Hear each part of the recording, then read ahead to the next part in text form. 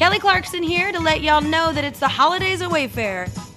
No matter your space, style, or budget, shop Wayfair.com to get your home holiday ready. Wayfair, every style, every home. You're listening to the Sisters in Loss podcast, a faith-based grief and loss podcast for Black women, where you will hear stories of miscarriage, infant loss, stillbirth, and infertility to learn there is a testimony in tragedy. You will learn how to heal, gain clarity, find hope and peace, and turn your pain into your purpose after loss. I'm your host, Erica M. McAfee. Welcome to episode 123 of the Sisters in Loss podcast. What does it feel like to get excited that you're pregnant, only to find out, a few weeks later that you had another miscarriage? Recurrent miscarriages are far too common and many go undiagnosed. Today's guest has had 3 miscarriages and wanted to help women through the struggle of infertility and work through the grief of miscarriage. Chef Vernetta Stewart is the founder of Footprints of Angels, a nonprofit organization aimed to support women impacted by infertility and recurrent miscarriages. In this episode, Chef Vernetta shares how multiple miscarriages have impacted her and her family, her drive for founding Footprints of Angels, and the next steps in her journey to motherhood. This episode is for you to listen to if you've ever experienced a miscarriage or a recurrent miscarriage and are holding on to hope for God's promise by blessing you with a baby and a family one day. Here is Chef Vernetta Stewart. So I am so excited, you guys, to have Vernetta here to share with us on our Healing and Prayer Summit. So welcome you all to our Healing and Prayer Summit. I'm excited for you all to hear from Vernetta today. So Vernetta, in your own words, just share a little bit about yourself and what you do. Yeah, so my name is Vernetta Stewart, and I am a chef by trade. So I've been a professional chef since about 2006, but then I'm also the founder of Footprints of Angels. And what we do, we're a nonprofit that support women that are impacted by recurrent pregnancy loss and infertility. Love that. I love Footprints of Angels. I love your whole message around that. So let's just talk about your journey and kind of how your healing after loss. So what happened? How Footprints of Angels came about. How Footprints of Angels got started is I had suffered a few miscarriages, and the last one was in a couple of years ago when it happened, and I was about 20 weeks pregnant. So I didn't have any symptoms or anything like that happened. I just woke up one morning and I was like, something's not right, and I was spotting. So during that time, I went to the emergency room, and they said, well, if you're miscarrying, there's not anything that we could do, but please, come back at, if it starts to get a little bit heavier, a little bit more painful. So that was on a Friday. Then going into Sunday, I was on bed rest all day Saturday, and then going into Sunday morning, I started to spot heavier. It became painful, and so we got up and we, went back to the emergency room. At the time, my doctor was coming out to see another mom that was expecting, and so she said, "Well, let me come down to the emergency room and I'll go ahead and check her." So when she checked, she said, I can actually feel the sac, and so. At that time, I didn't know what to think. I was like, I felt like I took care of myself. I went to all my doctor's appointments. What happened? And so she said, we're going to go ahead and admit you. And so I went in, and then I said, well, how long will it take? And she asked if, she said, well, do you want us to help you, carry it along, or do you want to do it naturally? So I said, well, if I do it naturally, how long will it take? And she said, it may be 6 days, 6 weeks, 6 hours. She said, but I can tell you, I can feel the sac, so it won't be long. So by the time they admitted me, got me situated and everything, I delivered a baby boy. So in that, I was kind of turned upside down because I was excited. I was looking forward to it. And then just to have it happen so suddenly with no warning or signs or symptoms, I just didn't know what to do. So I kind of went back on my journey, went back to work, kind of just went back to life. Then end of last year, around about this same time, I found out that I was pregnant again. And so really excited, went to the doctor, saw the heartbeat. I was like, yes, just very happy. And when I went back for my 2 weeks checkup, at this time, I'm about 10 weeks, there was no heart. So now I'm like, oh no. And so I had what is called a missed miscarriage. So I didn't have any bleeding. I didn't have any spotting or anything like that. So I had to take medicine to pass the baby. And I'll tell you, I feel like was harder than the other one, because you're kind of just sitting and waiting for this to happen. And so at that time, I was a couple of weeks shy of my 40th birthday. So my doctor said, well, you're about to be 40. We've had this happen a couple of times. Let's go see, a reproductive endocrinologist to see what's going on, because you're 40, because you're advanced maternal age. And so that led me to the reproductive endocrinologist. And going there, I had made appointments because I had the miscarriage in September, and I made an appointment for October, and I canceled. And I made another appointment and I canceled it. And I kept canceling because I wasn't ready to face it. I wasn't, as they would say, I wasn't healed. I felt like I was. But I think when you're truly healing from something and you're healed from it, you'll take the next step to get answers to what's going on. They previously diagnosed me with an incompetent cervix. Had never heard that term before. So I was like, what is this? And it's that you just can't carry the weight of a baby. Now, I'll tell you all, I am 4'9". So I am very, very short. And prior to that, I just made some healthy lifestyle changes within myself, changed how I eat, lost a lot of weight. At my heaviest, I was about 245.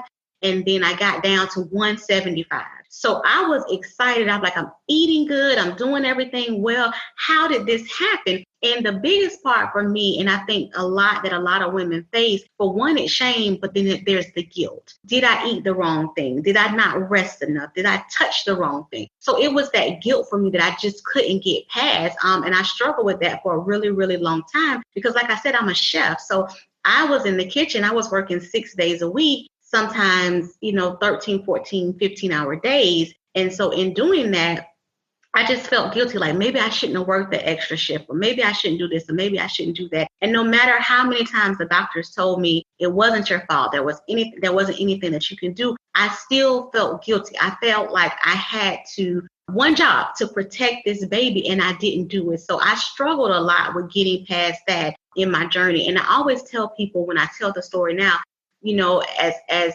women and how we were raised, we were always taught that you work it out with God. Everything that you have to face, you take it to God, you talk to him about it, and you don't have to see a counselor, you don't have to see a therapist, or you don't have to go to a support group or find a network that's going to help you with people that's in the same situation. So I didn't do that. And that was one of the things that I regret at the time. I did what we were taught to do. You talk to God and he'll work it out. And trust me, I believe in him. I stand firm. I know that he's faithful. But I also feel like getting around a group of people that can help you and that go through some of the same struggles and situations will help you get to that next level of healing to move forward. So one of the things that I didn't do that I regret. So that's another thing that prompted me to start Footprints of Angels, because I said, I know I'm not the only one. I know that there are other women that are suffering from this, that have struggled with this, and they just need a group to be able to kind of come together and talk about what they're facing and what they're dealing with, especially when you start getting, as they say, the mature maternal age. When you hit 35, they write MMA on all your medical paperwork. And so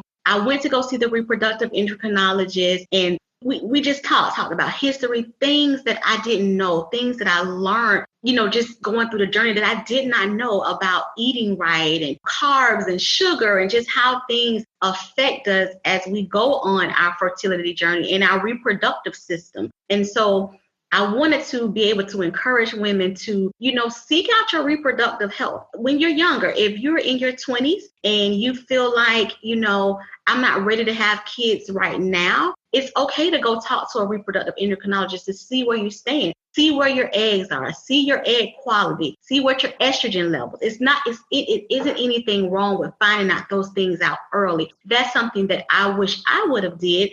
So now with Footprints of Angels, we try to encourage women to go and seek these things out, so you don't get to the 40s and trying to figure out what's going on. And so going to the reproductive doctor, I found out that I had a septum in my uterus. And I said, what is a septum? Never heard of it. So they do a procedure and they kind of go in and check the uterus and make sure that it's healthy and everything looked good. And so they went in, and I remember the doctor doing the procedure, and she said, oh, you have a septum. And I said, what is that? And so she explained it to me. She said, when you were, developing in your mom's womb, your uterus just had a piece of extra tissue. And she said, it doesn't prevent you from getting pregnant. She said, but if an egg tries to implant on that septum, it won't survive because it doesn't have adequate blood flow. And so something that I had never heard of. And so she said, I recommend that we have this, removed. And so not only just kind of finding out that, I had low vitamin D and, things like that. So I saw them, got some answers that I needed, and I had surgery this past May to remove that septum.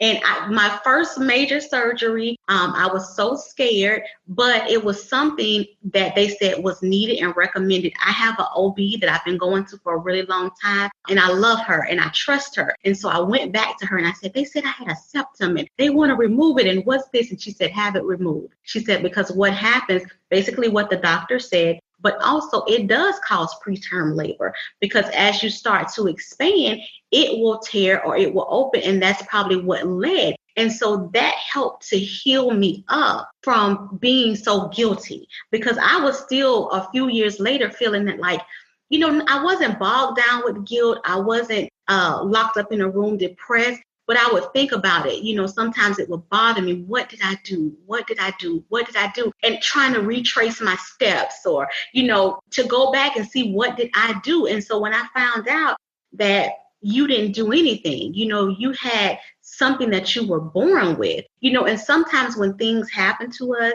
we're hesitant to find out answers, but sometimes those answers will heal you. They will help you get rid of some things that you're holding on to. So finding that out, I said I canceled that appointment many, many, many times. And if I would have just went, I would have knew this beforehand. So that is kind of where my journey went. I had the, like I said, the septum removed. And in doing that, my doctor said, well, since you're going to be under anesthesia, let's go ahead and just make sure that everything looks good. Let's check the outside of the uterus. Let's check the fallopian tubes. Let's just do a whole clean sweep, as I would say, and make sure that everything looks good. So he, when he did the septum removal, he went in and checked everything. And I had very mild endometriosis and some fibroids. Never thought I had fibroids. And I remember my mom would always ask me, do you have fibroids? And I say, no, never been diagnosed with it. She said, well, it runs in our family. I have them. Everybody has. And I said, well, I don't have them.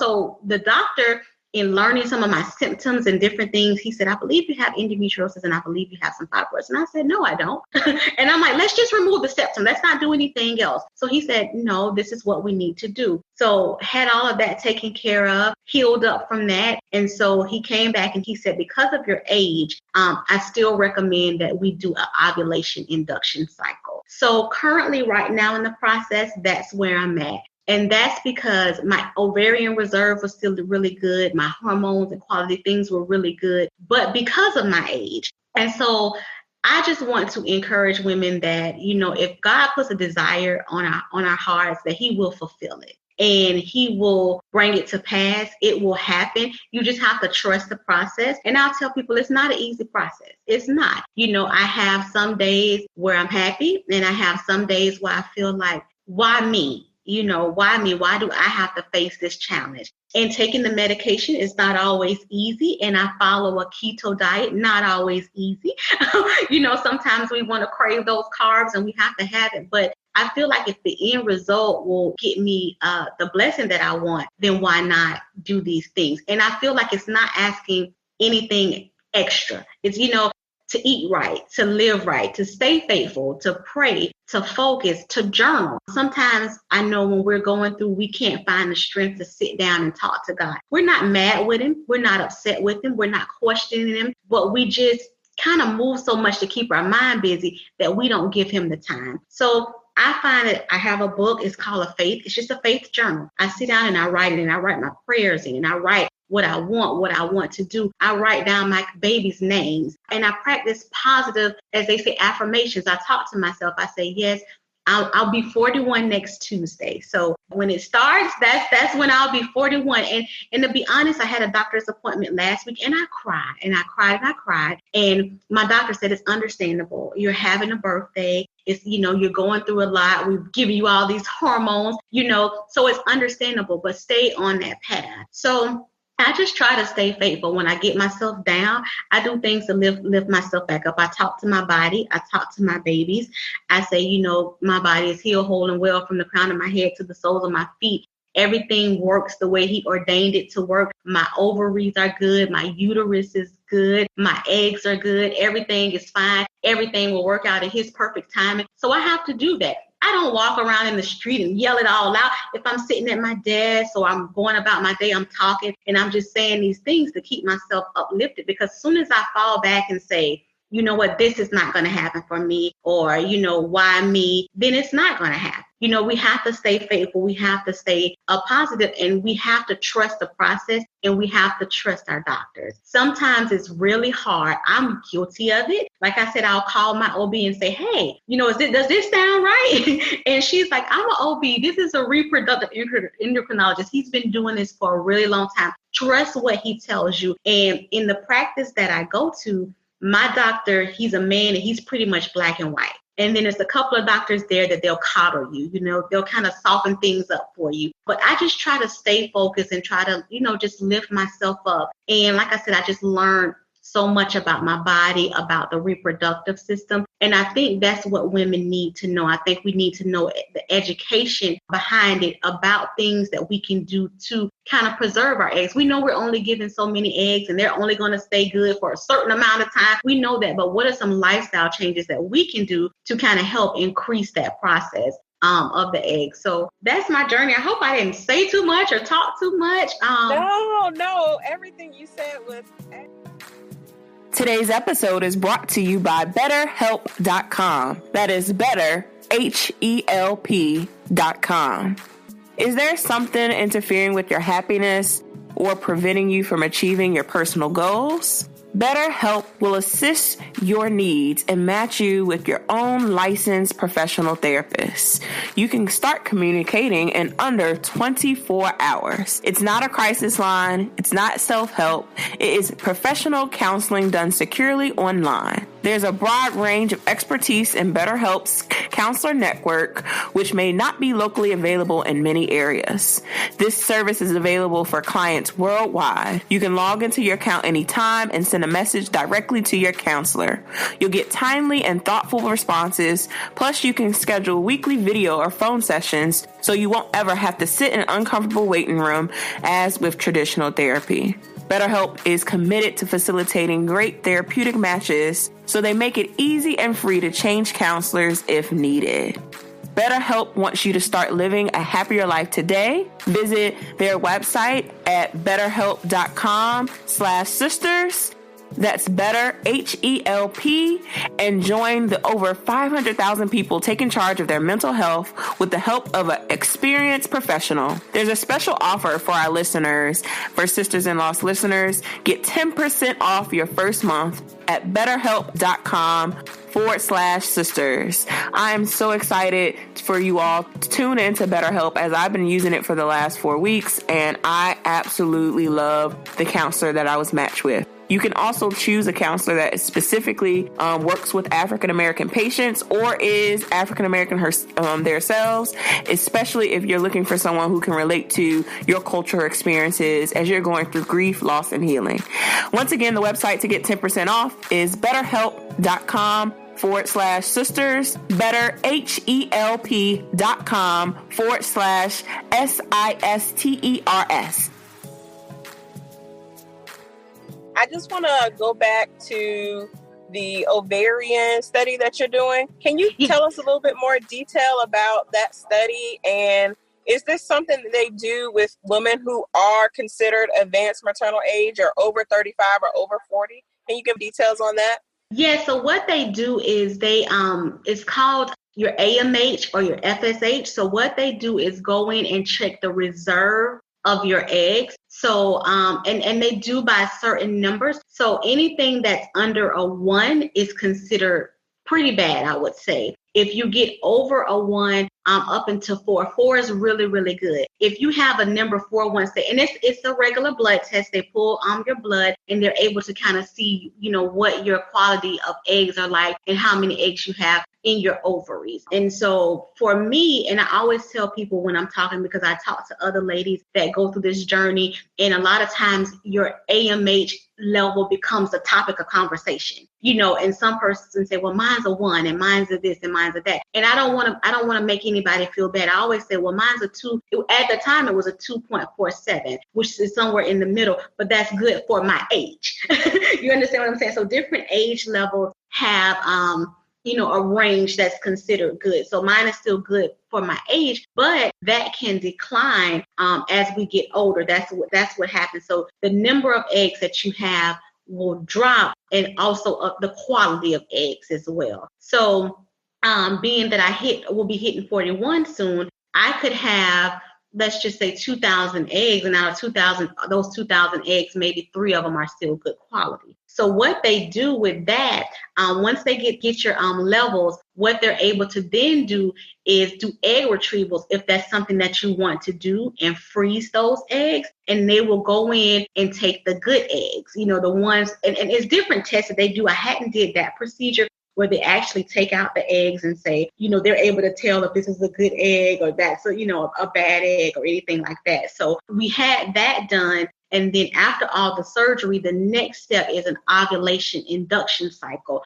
is what we're doing. So we're not full IVF right now. And basically the ovulation induction cycle, because after doing everything, my doctor feels like I had an issue with ovulating. So even though some women will have a cycle every month, they may not ovulate within that cycle. So basically what they're doing is kind of manipulating my body to ovulate. So you kind of start off with quieting down the ovaries, getting them ready. Then you take some medication to make you produce all these big, plump, juicy eggs. And then they give you a couple of shots that say, go ahead and release these eggs at this particular time. And then at that time, you have a 24 to 36 hour window to have intercourse naturally, or do what they call an IUI, where they actually take the sperm and put it right to the egg in hopes that you conceive during that particular cycle. Awesome. Thank you so much for explaining that. And I think that a lot of women who are part of this community can relate to everything that you're saying, especially, once you hit 35, they put that AMA on you. So yes, they do. Yes, they do. You just get it put on you, and you're at that place where you're like, okay, so what's next? So I guess to help encourage some of the ladies who are listening, who are at that advanced maternal age, what, foods are you eating? I know you mentioned that you're doing the ketogenic diet. So what are some of the lifestyle changes that you have made, that you have seen to help you as you're going throughout this journey? So one thing definitely is diet. So just to kind of start to break it down for me, slowing down. That's one of the hardest things for women to do. We are trained to go. We are trained to go. We are trained to take care of the house, the husband, the family, the job.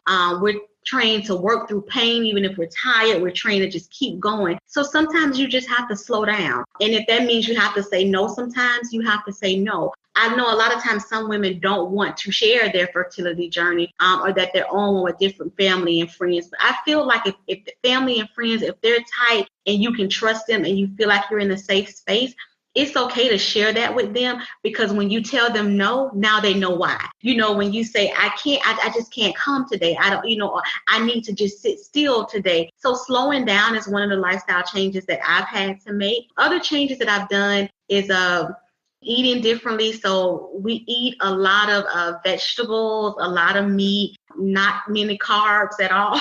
We do have cheat days where we can go in and kind of do some carbs and some sugars, but just kind of a lot of avocados, a lot of the good fat is all of that stuff that is really good for egg quality and trying to preserve your eggs, vegetables. Believe it or not, they always say eat fruit, and fruit is really, really good. So if you got to have a sugar craving, I would rather you eat fruit than like a cupcake or something like that. But also eat fruit to kind of substitute that. And then one thing that I've learned on this journey that I didn't know, we always think if we go in the gym and we just work it out and we just go and go and go and go.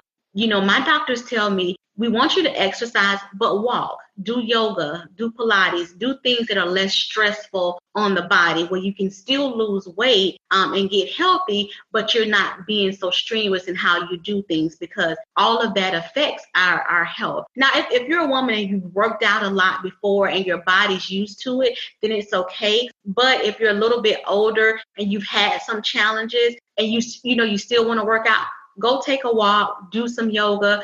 I know YouTube has tons of yoga videos that you can do at home. They actually have some geared towards fertility to kind of help you with your body and things like that. So just taking it easy, slowing down a little bit, taking care of yourself. And when I say taking care of yourself, that means quiet time. If you have to do a spa day or a manicure or a pedicure, do that. Because if you do go to a reproductive doctor and they recommend different cycles, whether it's IVF or something like that, they're going to tell you to slow down. They're going to tell you to slow down. They're going to tell you, to kind of watch what you eat and just take some time for yourself during this journey, because your body does go through so many ups and downs. Even if it's something as simple as maybe you're advanced maternal age and you've been trying and you just have a really low estrogen level or a low progesterone level, and they're going to put you on, supplementations for that.